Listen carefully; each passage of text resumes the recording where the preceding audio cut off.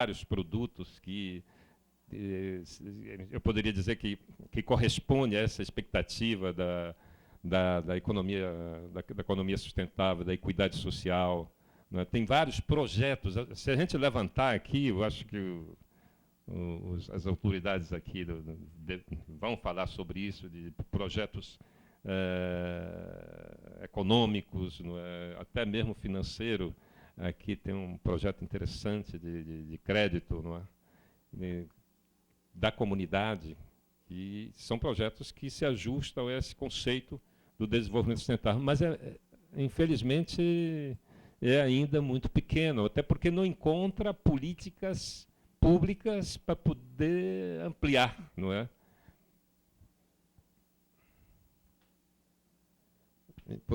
Vamos. E aqui meu endereço, aqui meu e-mail no Senado, no Twitter. Eu estou sempre no Twitter debatendo, discutindo vários temas políticos e inclusive de meio ambiente. E no Facebook também. E eu acho que essas redes sociais, elas nos libertam um pouco, não é, da dependência dos meios de comunicações unilateral, onde a voz do dono que prevalece. Aqui não, aqui a gente pode debater, pode discutir, então eu vou estar sempre à disposição de vocês.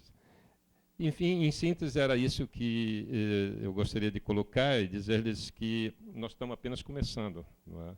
E eu queria sugerir à deputada Eliane que crie aqui uma comissão de desenvolvimento sustentável aqui na Câmara, na Assembleia Legislativa, não é, ou um grupo parlamentar de apoio, não é, e que promova, traga os especialistas. Aqui no Ceará tem muita gente, não é, que pode participar ativamente dessa discussão e que participe com os deputados. Eu acho que eu estou conversando em Brasília com alguns senadores e alguns deputados para que a gente possa trabalhar direto com os legislativos estaduais esse tema. Nós temos uma série de grupos no parlamento que se interessam por assuntos importantes. Eu acho que esse é um assunto que deve ser incentivado, deve ser estimulado, principalmente no legislativo estadual e municipal. Porque nós precisamos chegar, como é que nós vamos chegar com essa discussão na base, lá onde a sociedade mora? No sistema democrático, é através do vereador, através do deputado estadual. Mas se eles não tiverem como acessar essas informações nunca serão repassadas. Portanto, era isso. Olha, muitíssimo obrigado.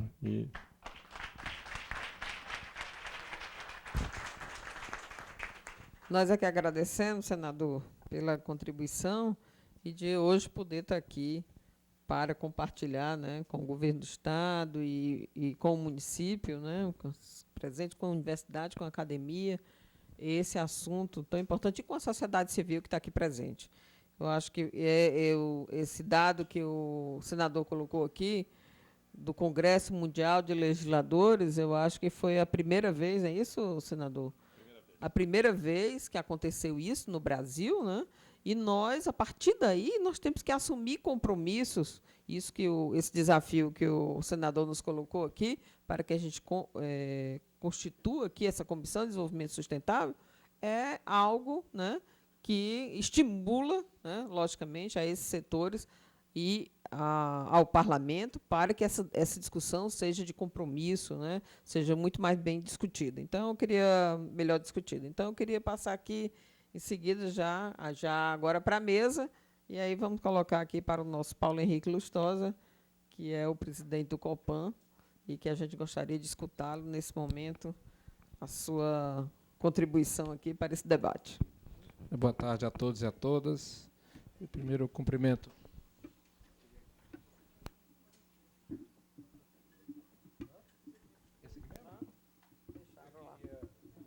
Pronto, agora sim. Eu queria cumprimentar a presidente dessa nossa audiência, a deputada Eliane Novaes, e, em nome dela, cumprimentar a todos os conterrâneos aqui presentes, cumprimentar o senador Capiberibe pela apresentação e agradecer a visita. Ele não vai lembrar, mas em 1995, que ele era o governador, eu estava perambulando, chamava PDSA, Plano de Desenvolvimento Sustentável do Amapá. E eu, na época, trabalhava com capacitação na área de planejamento e avaliação do setor público, e o governo do Estado tinha criado o CEFOR, Centro de Formação, o governo do Estado do Amapá, o governador tinha criado, e eu fui instrutor de uma das primeiras turmas lá nessa área de planejamento. E fui apresentado ao PDSA lá, porque era nosso espaço de trabalho. Isso era 96, 95, 96, por aí. Faz um tempo. E depois acompanhei a batalha do senador e da Janete, que eu tive a honra de ser colega lá na Câmara Federal, as brigas que vocês tiveram lá contra enormes máquinas. Mas então é muito bom vê-lo aqui, senador, e queria cumprimentá-lo e já agradecer pela sua atenção a nós aqui do Ceará. Falando, nós tivemos, né, fomos a Rio+20, estivemos lá numa participação, e eu acho que alguns pontos da fala do senador que eu já queria pegar a carona para destacar, porque, de certa forma, confirmam ou corroboram com o que a gente vem defendendo e o que a gente vem dizendo aqui. Primeiro, essa pauta toda da governança, né, que entrou, vocês se lembram, a Rio+20 tinha 2 grandes eixos da economia verde com a erradicação da pobreza e o eixo da governança global. E que, na minha avaliação, e aí o senador já antecipou isso, confirma a ideia de que, em 92, quando nós nos engajamos no ideário lá da Agenda 21, do desenvolvimento sustentável, do tripé, economia, social e ambiente, nós tomamos por certo de que a dimensão política já estaria resolvida. Né? Nós achamos que se nós tivéssemos um bom arranjo técnico, econômico e uma mobilização de alguns setores da sociedade, o arranjo político e o compromisso com a sustentabilidade estavam garantidos. E eu acho que parte da pauta, e que ficou evidente que é talvez o maior desafio hoje para a pauta do desenvolvimento sustentável, não é um problema de natureza conceitual, não é um problema de definições, mas é um problema de um acordo político com esse compromisso de construir uma agenda sustentável. Se eu fosse sintetizar em palavras, fazer um balanço da Rio+20, eu diria, do ponto de vista global, a palavra é frustração. Né? Do ponto de vista global, as pessoas saíram frustradas. Talvez, porque a gente vai com muitas expectativas. Eu estava fazendo um paralelo outro dia sobre essa questão da Rio+20, foi igual o jogo do Ceará com o Criciúma no fim de semana agora, entendeu? É assim, a gente estava tomando de 2-0.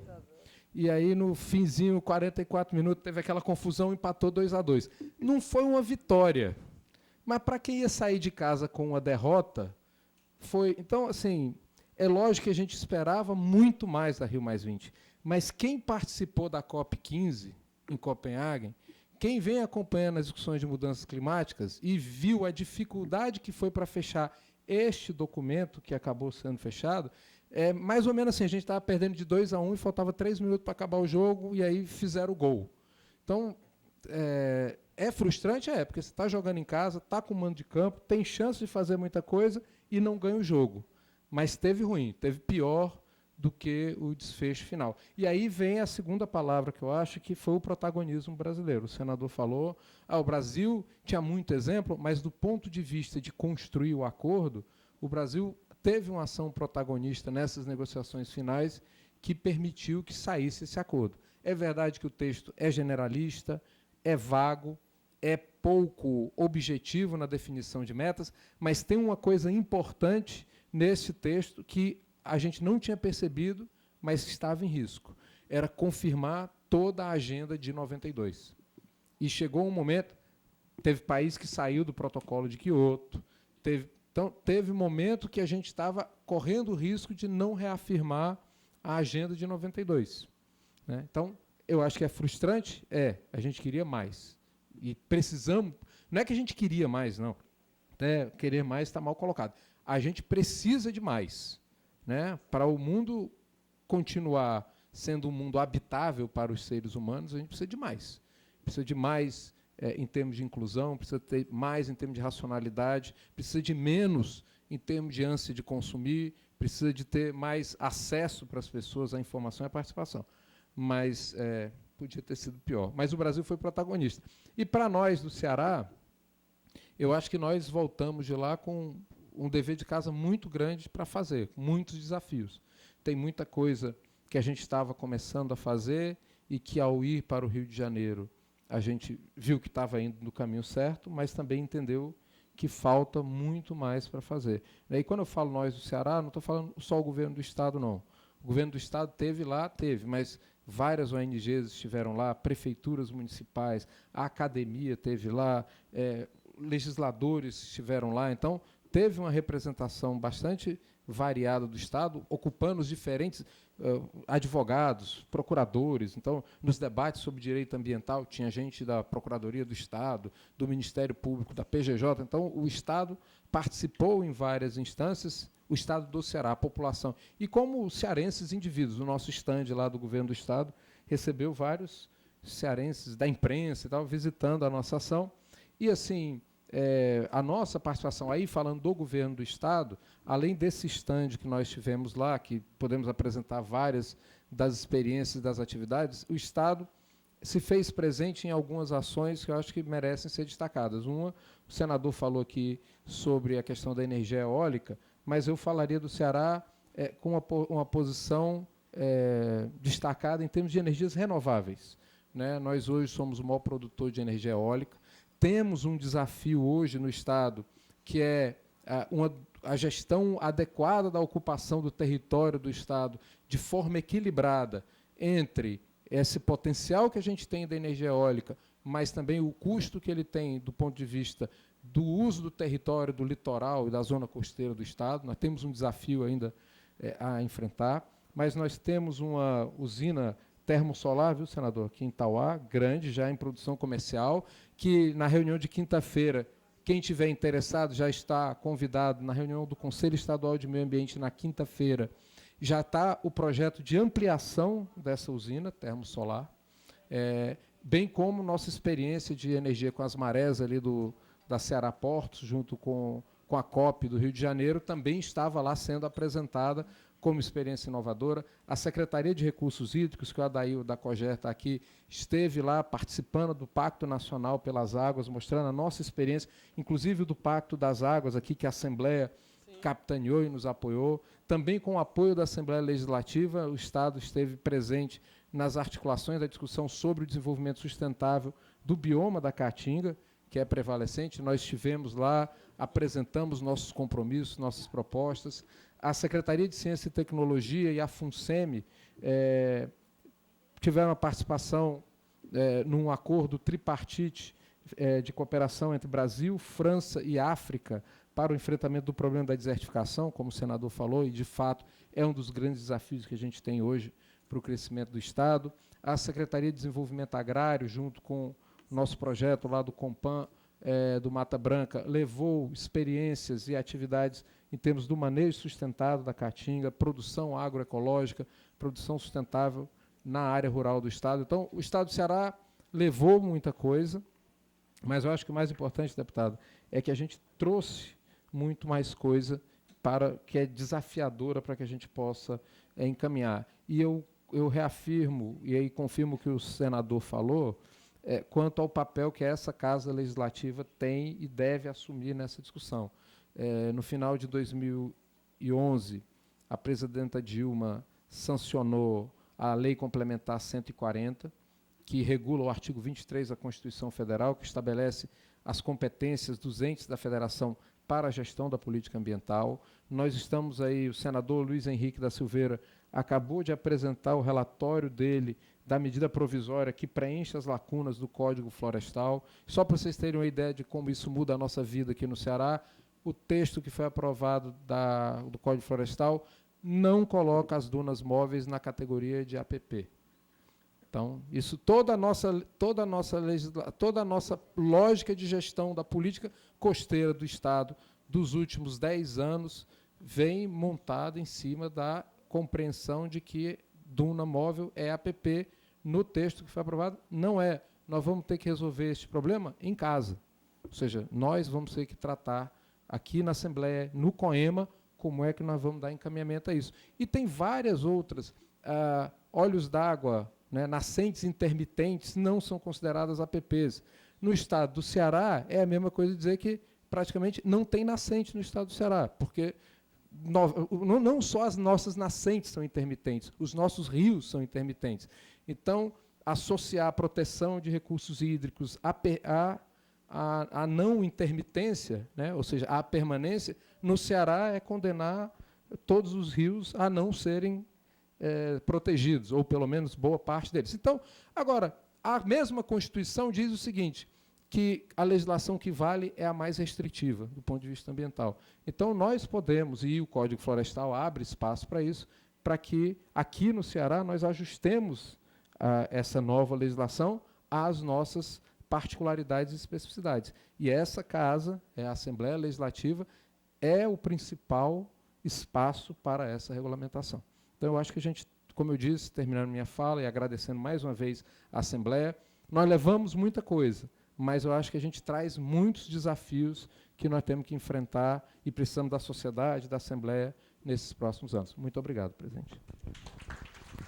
Eu que agradeço, Paulo Henrique, você que tem sido um baluarte aqui no Conselho e, com certeza, dos compromissos que você tem feito, né, perante esse governo e a contribuição que você tem dado, né, um jovem parlamentar que agora, como ex-parlamentar, mas com certeza tem essa veia política e sabe qual é o nosso papel aqui nessa casa e que com certeza vai contar com o nosso apoio aqui para que a gente leve até a Assembleia as decisões necessárias para a preservação do nosso meio ambiente sustentável. Então, com certeza, conta conosco e conta com essa bancada que, com certeza, tem esse lado, né? Acho que o meio ambiente é um dos assuntos mais respeitados nessa casa e acho que passa pela agenda e pelo compromisso de todos os deputados, independente da situação que ele esteja no parlamento cearense.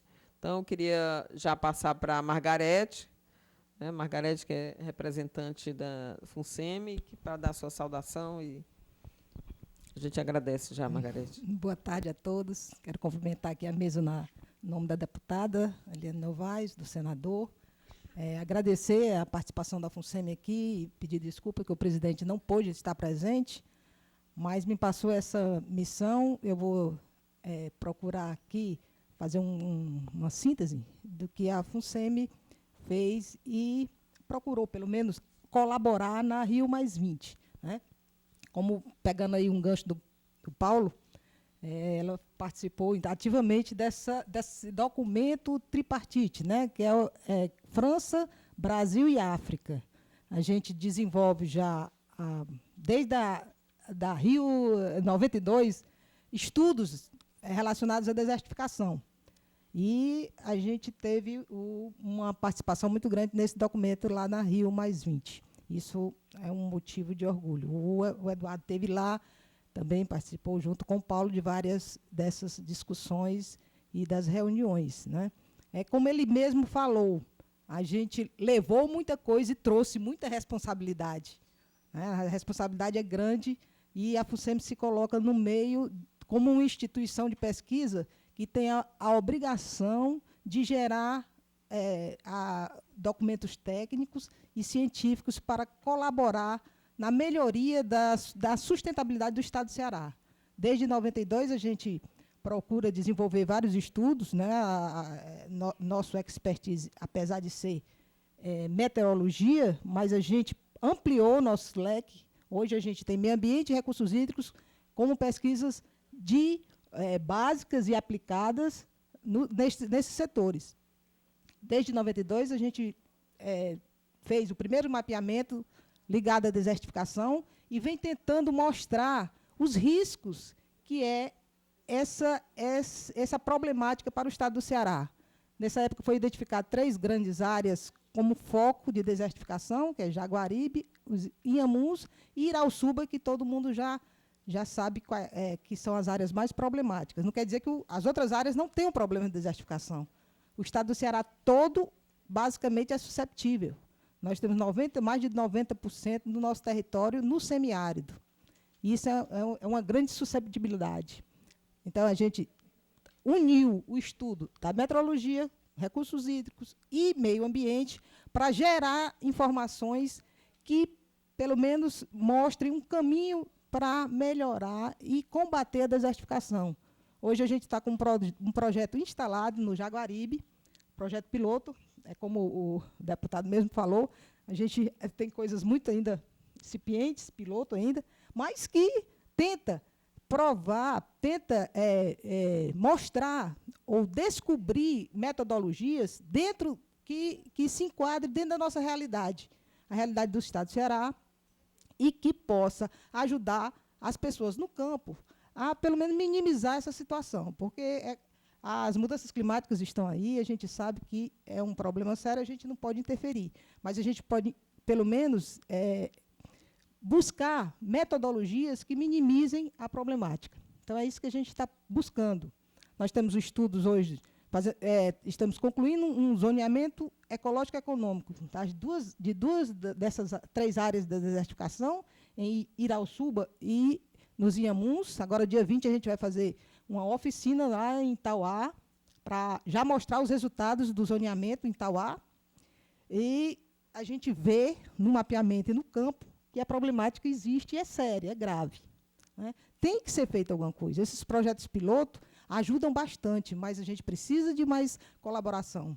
Isso a gente tem tido muita ajuda, realmente, como o Paulo falou, aqui da Assembleia, o deputado Lula Moraes, Dedé Teixeira. Então, todos esses têm colaborado, e principalmente a deputada agora, Eliane Novaes. Então, isso é muito importante para a nossa área técnica, ter esse respaldo político.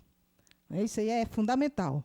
A gente participou de um projeto muito exitoso, que foi o PRODAN. Inclusive, na época da ICID, da Rio +20, agora a gente teve aqui o pessoal da UNCCD, da ONU, com a Miss Universo, que vieram visitar o PRODAN. Ela é de Angola, e como a problemática lá é muito séria, né, grave também, ela veio ver e também divulgar, lógico, né? Então, a necessidade, porque ela, como Miss Universo, ela é embaixadora da ONU para combate à desertificação. Então, ela veio aqui com esse propósito, realmente. Então, foi uma visita até que deu uma transparência às nossas ações nessa problemática da desertificação. E tem várias outras ações. A FUNSEMI desenvolve esses estudos de mudanças climáticas relacionados acompanha essa mudança de temperatura, mudança das quadras invernosas, da chuva. Então, tudo isso a gente está atentos e desenvolvendo estudos. A gente realmente sentiu que a Rio +20 poderia ter colaborado mais, ter ajudado mais. Mas eu acho que, como o Paulo falou, a gente está com um desafio aqui no Estado do Ceará. E é muito importante esse apoio político para que as instituições públicas e técnicas possam desenvolver ações que colaborem para diminuir esse grande impacto das mudanças climáticas no Estado do Ceará. Eu agradeço a todos. A gente agradece, Margarete. E aí fica feliz também que a FUNSEMI, né, tenha ampliado, né, seu papel institucional, né, na medida que todo mundo pensa que a FUNSEMI ainda é só a meteorologia. Então, a gente fica feliz de saber, né, da preocupação com o nosso Estado e com o compromisso que a FUNSEMI amplia isso, né, sua capacidade e ter, né, pessoas qualificadas dentro da FUNSEMI que possam, né, fazer esses estudos e aplicar isso no nosso Estado. Então, a gente fica muito feliz de saber disso. E eu queria passar agora para a Maria Lúcia Cortez, do CREA, para também fazer sua saudação e sua reflexão. Ok. Boa tarde a todos. Eu vou mudar aqui que a Eliane... do IDACE. Também, depois as duas coisas. Porque eu sou funcionária de IDACE e conselheira pelo CREA. Então, eu fui solicitada para vir representando a ambos. Eu vou aproveitar... Então, é IDACE e CREA, tá bom. Vou aproveitar e mudar aqui o cumprimento à mesa e a todos vocês, em nome da Tereza, que é a presidente do sindicato, minha presidente, eu sou engenheira também. Eu quero dizer que eu estive na Rio +20 nos dias de diálogo, de 16 a 19, onde se votava entre as 10 mais votadas em todo o mundo via internet, se tiraria 3. Realmente, os resultados, por exemplo, as propostas, elas não tinham tempo, elas eram muito abertas.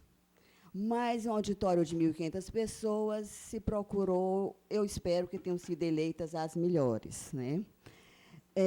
Quanto a, por exemplo, só um exemplo, no item energia, não saiu nada de energia nuclear, que é um grande problema que nós temos. Quer dizer, não houve nada muito concreto, principalmente quando a gente vê em relação aos ricos. Eu quero aqui parabenizar a Amazônia, porque realmente fez sucesso. O stander lá nos atletas, né? Inclusive já com toda a área, parte do Maranhão, do Tocantins e do Mato Grosso. Estava muito bom.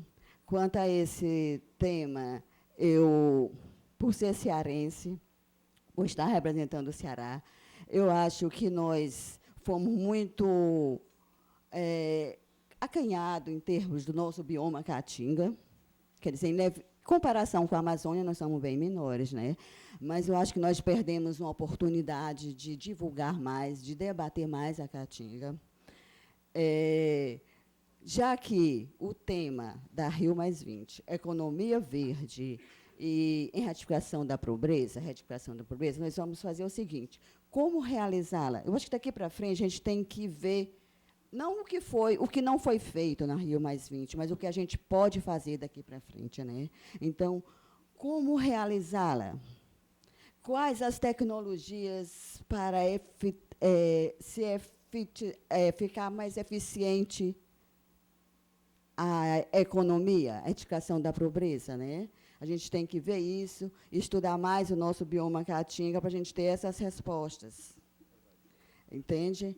Então, eu acho que nós temos um meio de agora começar a trabalhar e a fazer as coisas, levando isso em consideração, não ao pouco resultado. Eu acho que, por exemplo, na Cúpula dos Povos, essa congregação, essa integração de povos, ela é muito boa, porque, pelo menos, se discute de que não foi o que a gente queria. Pelo menos isso, porque, se não tivesse acontecido, a gente estaria parado. Então, a gente já tem, pelo menos, isso para começar a trabalhar e a fazer alguma coisa. Tá? Pronto, muito obrigada. Agradecemos a Maria Lúcia e, com certeza, a reflexão da Cúpula dos Povos, com certeza, foi exatamente a indignação, né, da sociedade civil com relação a algumas reflexões que não aconteceram da forma tão esperada. Eu acho que ela teve esse papel importante. Então, vamos ouvir agora a Tereza Neumann, né? Tereza Neumann, que é a presidente do SENGE, e está sempre contribuindo, né, de uma forma efetiva, né, Tereza? Sempre que a gente se encontra, você está nas mesas e traz as suas reflexões. A gente agradece a sua participação.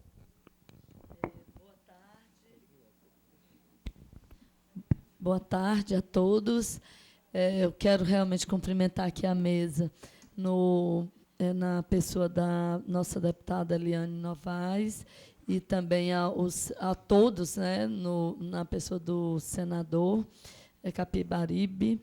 E dizer o seguinte, pessoal, essa questão, né, de todos os movimentos e momentos que a gente vem discutindo, a questão de meio ambiente, sempre vem à tona o tema sustentabilidade. E, de um tempo para cá, não só em movimentos que eu participo, até porque, estando à frente do Sindicato dos Engenheiros no Estado do Ceará, eu também faço parte da Federação Nacional dos Engenheiros, e a gente tem uma discussão nacional. E sempre observando que nós somos, assim, peças fundamentais, os profissionais da área tecnológica, nesse processo do desenvolvimento e da própria sustentabilidade. Só que a questão da sustentabilidade vem me fazendo refletir de uma forma assim, mais ampla, porque eu entendo que a sustentabilidade ela só tem um objetivo. Mesmo que se esteja tratando da questão meio ambiente, para mim, a sustentabilidade ela tem que estar baseada na preservação do ser humano. E ele tem que ser visto como prioridade. E que nós temos que estar encontrando as saídas e encontrando soluções para os problemas da base. O que é que realmente está levando o nosso mundo, termos hoje, por exemplo, mais de 2 bilhões de pessoas vivendo realmente com fome crônica ou totalmente sem os nutrientes necessários. Que sustentabilidade é essa que nós queremos? Eu não estou conseguindo encontrar resposta. Entendeu? É sustentabilidade de quê? Das nossas florestas, dos nossos rios, da biodiversidade. E o ser humano, eu quero saber assim, aquele que está ali, morrendo de fome, que está nas calçadas, entendeu? Que nós passamos e não estamos vendo, tá certo? Que dormem nas calçadas. Então, o que é a sustentabilidade?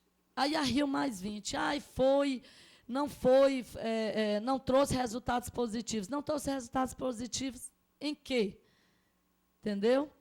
E eu acho também, assim, que sempre eu estou dizendo isso onde eu estou, que eu sou engenheira, eu acho que o papel do engenheiro, eu acho que o papel do profissional da área tecnológica, ele é fundamental na questão do desenvolvimento, mas muito mais na questão dos resultados sociais que nós temos que estar trazendo para o mundo.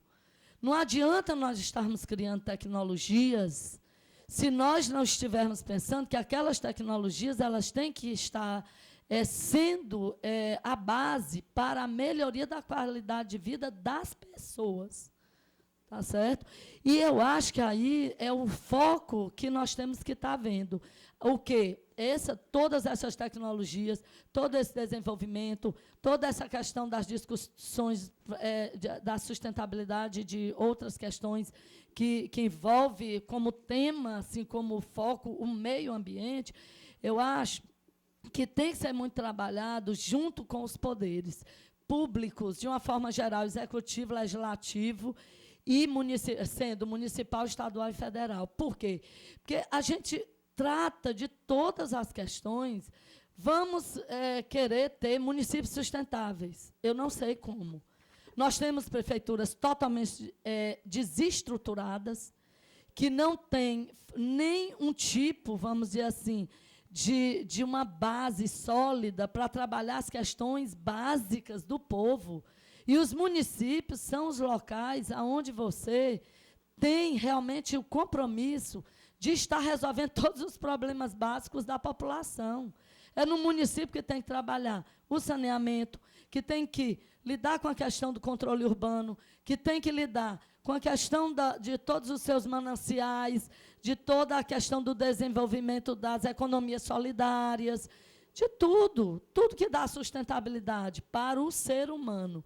E como nós vamos conseguir levar essas discussões para os políticos? Entendeu? Assim, muitas vezes nós participamos de coisas, de discussões, onde os políticos não participam. E é muito importante uma discussão dessa aqui, e eu quero parabenizar a Assembleia que tem trazido discussões fundamentais. Assim, por quê? Porque essas discussões provavelmente chegam aos ouvidos dos políticos, porque é dentro da Casa Legislativa. Então, essa é a minha maior discussão, é o que eu realmente estou me propondo a levar à frente. É a discussão da sustentabilidade do ser. Lógico, como prioridade, mesmo entendendo que o ser precisa da sustentabilidade do meio ambiente. E aqui eu queria só dizer o seguinte, que eu tive a condição de participar também lá da Rio+20, de uma forma muito... Minha participação foi muito pequena, mas de ouvir, de ver, de sentir, e vivenciei um pouco da experiência da Cúpula dos Povos.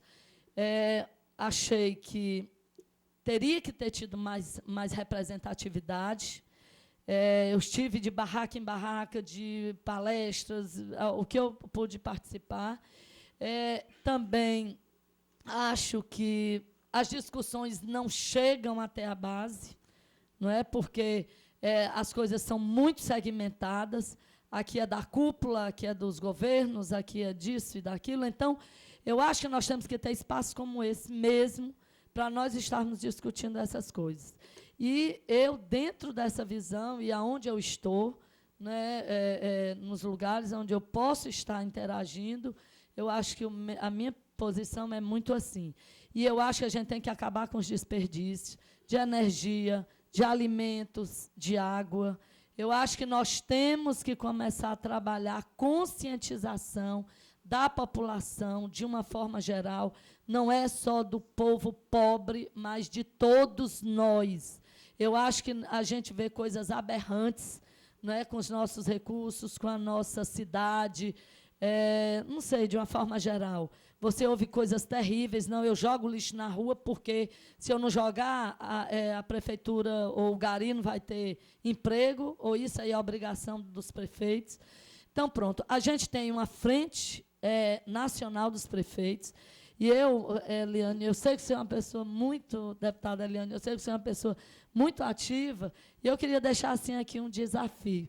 Eu acho que a gente tem que começar a trabalhar com essa frente nacional dos prefeitos para dizer para eles assim: nós precisamos que as prefeituras se estruturem para poder fazer o que a população precisa. Eu estou lá, só para concluir aqui, lá no Fundo Nacional de Habitação de Interesse Social, e é uma situação triste. Você vê milhões de recursos que não conseguem chegar até a população. E qual é a justificativa? As prefeituras não têm linguagem técnica com a Caixa Econômica, que é a financiadora, com os ministérios, com nada. E o que é que está sendo feito para isso? Então, para mim, sustentabilidade é isso, é você dar sustentabilidade a quem tem que fazer alguma coisa. E eu só vejo isso, estruturar as prefeituras, os estados e tudo, com profissionais de todos os segmentos, de todas as modalidades, para a gente poder estar discutindo tudo que tem que ser discutido. Do saneamento, as energias, a questão da habitação, do transporte, de tudo. Porque sem profissionais qualificados e do corpo funcional dos municípios, para mim, não existe sustentabilidade. Obrigada. A gente agradece a Tereza, dizer que esse é um problema do Ceará, né? Até porque nós estamos passando por uma crise nas prefeituras, primeiro pela questão da corrupção, senador. Nós temos diversos municípios hoje, né, cearenses, envolvidos em corrupção, e isso é gravíssimo, né?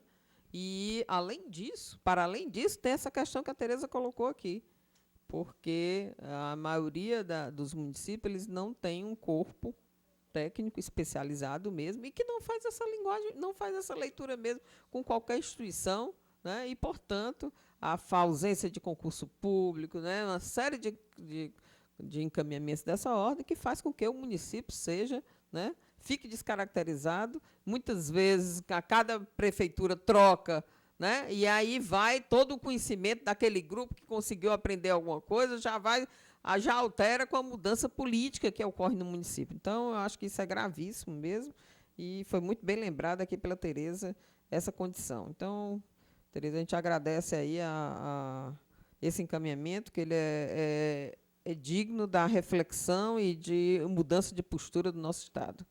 E eu queria passar agora para o Paulo Marcelo, que está representando aqui a Agência Nacional de Vigilância Sanitária.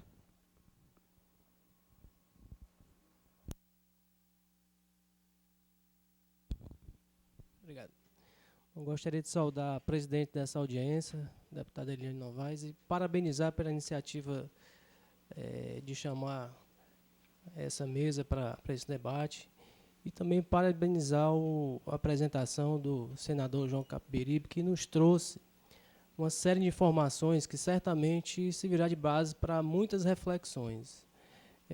Um dado que ele trouxe que eu fiquei feliz é saber que a sociedade civil, né, tem aumentado a sua participação nestas discussões, e porque, assim, ao longo dos anos a gente nota que parece que as pessoas que discutem sobre meio ambiente, sobre preservação, elas são, de certa forma, sei lá, até recriminadas, né? São pessoas que estão ali discutindo sobre o bem-estar de todos e acabam sendo, de certa forma, olhados assim meio aos avessos, né? Bom, a Anvisa esteve presente na conferência Rio+20, não participou de nenhum debate assim que servisse de base para formar nenhuma política pública. Nós estivemos presentes mais na formação de comissões de recepção dos líderes mundiais, né? E tivemos, em parceria com o Ministério da Saúde, um stand lá. A Anvisa teve uma participação com o stand junto com a gerência de tabaco, que tem feito um trabalho muito importante nos últimos anos, né? É perceptível o reflexo do trabalho dessa gerência na diminuição do consumo do tabaco no Brasil, né? E o deputado, ou melhor, desculpa, o senador na apresentação me chamou bastante a atenção também no terceiro slide, em que ele falou da exacerbação da insustentabilidade. Parece que a palavra-chave aqui é sustentabilidade, né? Mas como manter uma sustentabilidade quando a sociedade está cada vez mais necessitando de produtos? A Anvisa percebe muito isso quando há um aumento do grande número de novos produtos que entram para ser registrados, produtos para a saúde, medicamentos, né, máquinas mais sofisticadas para o diagnóstico, né? E eu falei que, embora a Anvisa não tenha participado assim, ativamente de uma discussão na Rio+20, de forma a suscitar uma política pública, mas como trabalho da própria agência, nós temos nos preocupado em verificar qual é o caminho que um produto desse, né, após ele ser registrado, ele vai percorrer. Nós temos aí no site da Anvisa agora um grupo de trabalho que está discutindo a questão do descarte de medicamentos, que nós não temos nenhuma política, e que é uma coisa séria, né, porque o descarte inadequado desses produtos pode, obviamente, contaminar aí o meio ambiente, certo? E desde o início, né, quando uma empresa ela protocola lá uma solicitação de registro, algumas empresas, e a Anvisa tem se preocupado com isso, já tem mostrado qual é a preocupação dela com aquele produto se descartado no meio ambiente, né? A necessidade de produtos para a saúde, de tecnologia é crescente, né? A indústria farmacêutica ela vive de inovação, e não só para a terapêutica, mas também para o diagnóstico. Então, eu novamente parabenizo a deputada Eliane Novaes pela essa iniciativa e aos demais colegas que irão contribuir com a reflexão.